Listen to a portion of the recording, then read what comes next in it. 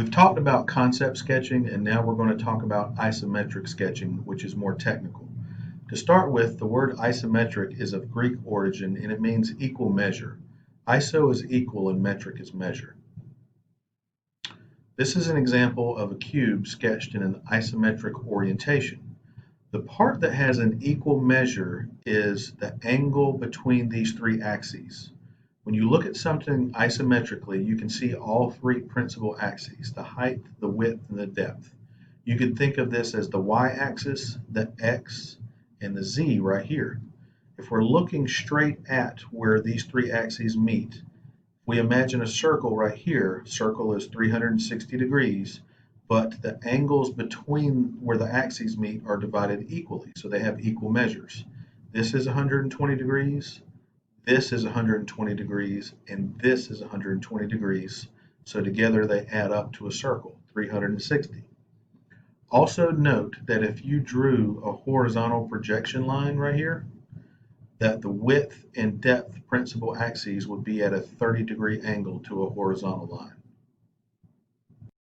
When you're going to take an object and sketch it in an isometric orientation, you have to decide which part of the object is going to be the front of the drawing. And that's based on some characteristics. Those characteristics should be what part of the object has the longest dimension, what shows the best shape and characteristic contours. It doesn't have hidden edges and features, and it displays the most stable and natural position. This is an example. If we look at the example of a car, obviously we know that the front of the car is where the headlights are. But if we wanted to draw this isometrically, we have to choose which part is going to be the front of the drawing. This part shows the longest dimension. It also shows the contours of the shape. It's rotated in its most stable and natural position. So if we drew that isometrically, these are three possibilities, but this one is the correct one because it corresponds to the front view selected above. In this example of an isometric sketch, you can see that it's actually drawn on top of orthographic graph paper, which can be a little tricky because we have only horizontal and vertical lines. So you have to approximate or use some type of drawing tool like a protractor or triangles or straight edges to draw the lines that are at 30 degrees from horizontal and these lines that are 120 degrees in between them. It can be done on graph paper with some tools, or it can be done by estimating the measurements with a freehand. Something that does make it easier to do isometric sketching is if you have access to isometric graph paper, which looks like this. On isometric graph paper, it looks like a bunch of little triangles, but you already have all the principal axes in there. So I have the height right here, I have the width right there, and I have the depth right there. Plus, all these little grid lines intersect at 0.25 inches. So you already have measurement scale built into the graph paper. You're going to do some practice isometric sketching of these objects, and I'll give you some choices for what kind of paper. You can draw it on orthographic paper in your engineering notebook. You can draw it on blank paper, or if you have access to a printer, you can print off some of this isometric graph paper. The fourth option is I can give you some isometric graph paper, but it's going to require you to stop by the school to pick it up. But you can draw it on blank or orthographic paper as well. Sketching rounded and circular features isometrically is a little tricky because round objects don't appear round. They appear to be a little bit cylindrical.